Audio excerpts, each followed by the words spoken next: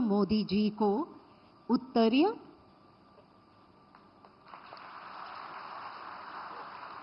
और स्मृति चिन्ह भेंट करें।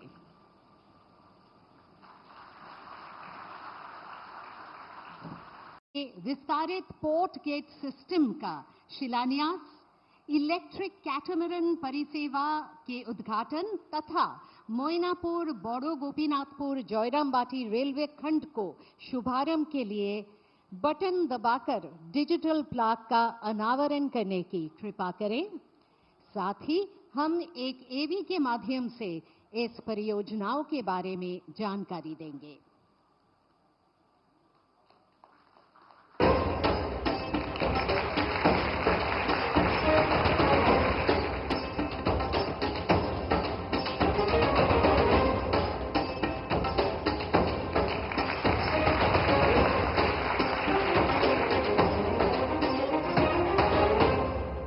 सेवाओं का शुभारंभ करें।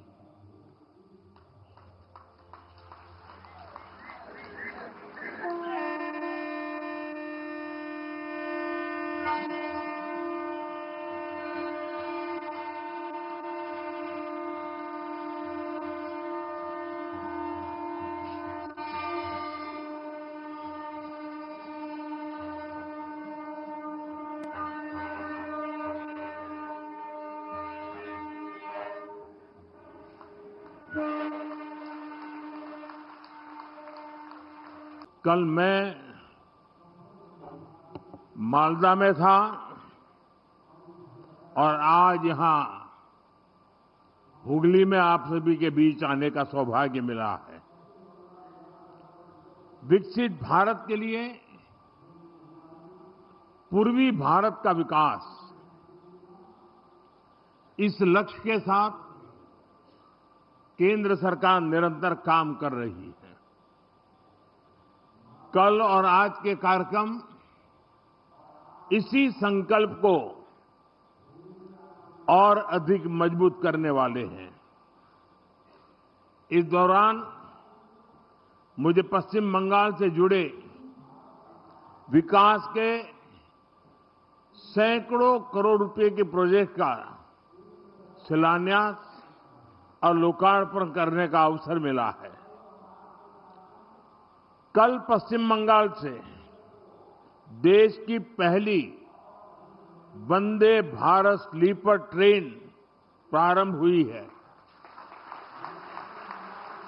बंगाल को करीब आधा दर्जन नई अमृत भारत एक्सप्रेस ट्रेनें भी मिली है।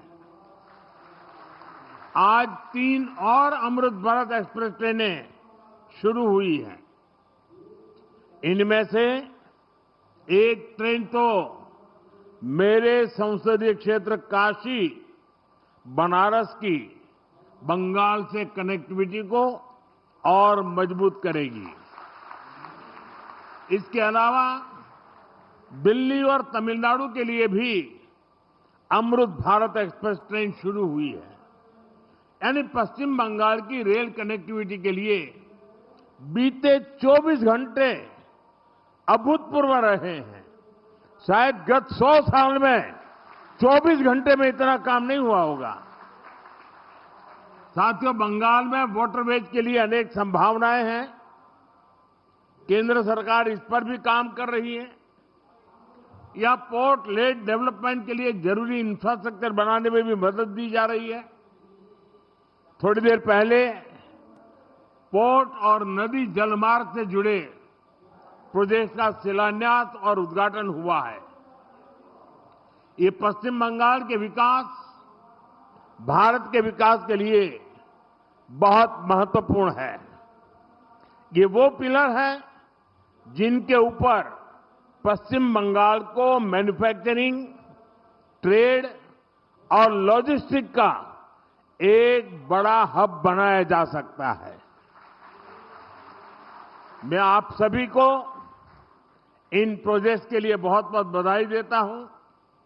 साथियों, जितना हम पोर्ट और उससे जुड़े इकोसिस्टम पर बल देंगे, उतना ही अधिक रोजगार यहां पैदा होगा।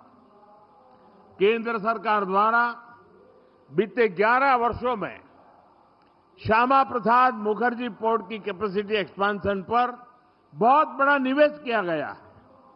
इस पोर्ट की कनेक्टिविटी को बेहतर बनाने के लिए सागरमाला स्कीम के तहत भी सड़कें बनाई गई हैं। इसका परिणाम आज हम सब देख सकते हैं। बीते वर्ष कोलकाता पोर्ट ने कार्गो हैंडलिंग के नए रिकॉर्ड बनाए हैं। साथियों, बालागढ़ में बनने वाला extended port gate system Hooghly और आसपास के इलाकों के लिए नए अवसरों का द्वार खोलेगा। इससे कोलकाता शहर में ट्रैफिक और लॉजिस्टिक का दबाव कम होगा। गंगा जी पर जो जलमार्ग बना है, उसके जरिए कार्गो मूवमेंट और बढ़ेगा। ये पूरा इंफ्रास्ट्रक्चर हुगली को वेयरहाउसिंग और ट्रेडिंग हब बनाने में मदद करेगा। इससे यहां सैकड़ों करोड़ रुपए का नया निवेश होगा। हजारों युवाओं को रोजगार मिलेगा। छोटे व्यापारियों और ट्रांसपोर्ट से जुड़े लोगों को लाभ होगा और किसानों और उत्पादकों को भी नए बाजार मिलेंगे। साथियों, आज भारत में हम मल्टी मॉडल कनेक्टिविटी और ग्रीन मोबिलिटी पर बहुत बल दे रहे हैं। सीमलेस ट्रांसपोर्टेशन संभव हो सके, इसके लिए पोर्ट, नदी जलमार्ग, हाईवे और एयरपोर्ट्स, इन सभी को आपस में कनेक्ट किया जा रहा है। इससे लॉजिस्टिक कॉस्ट और ट्रांसपोर्टेशन में लगने वाले टाइम दोनों में कमी आ रही है। साथियों, हमारी कोशिश ये भी है कि हमारे ट्रांसपोर्ट के माध्यम नेचर फ्रेंडली भी हो। हाइब्रिड इलेक्ट्रिक नाव से रिवर ट्रांसपोर्ट और ग्रीन मोबिलिटी दोनों को बल मिलेगा। इससे हुगली नदी पर आवाजाही आसान होगी, प्रदूषण की समस्या कम होगी और नदी आधारित टूरिज्म को भी बल मिलेगा। साथियों, भारत आज फिशरीज और सी फूड के प्रोडक्शन और एक्सपोर्ट में बहुत तेजी से आगे बढ़ रहा है। मेरा सपना है कि पश्चिम बंगाल इसमें देश को लीड करे। केंद्र सरकार नदी जलमार्ग को लेकर अपने विजन में बंगाल को प्रमुखता से सपोर्ट कर रही है। इसका फायदा यहां के किसानों के साथ साथ हमारे मछुआरे साथियों को भी मिलने वाला है। साथियों, केंद्र सरकार द्वारा शुरू किए जा रहे हैं सारे प्रोजेक्ट्स पश्चिम बंगाल की विकास यात्रा को गति देंगे। एक बार फिर आप सभी को इन प्रोजेक्ट्स के लिए मैं बहुत बहुत शुभकामनाएं देता हूं। पड़ोस में ही हजारों लोग काफी समय से इंतजार कर रहे हैं। वहां भी मुझे बहुत कुछ कहना है और शायद लोग उसे सुनने के लिए ज्यादा उत्सुक है।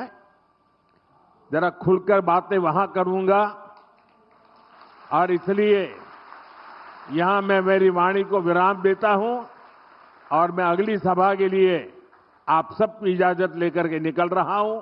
बहुत बहुत धन्यवाद।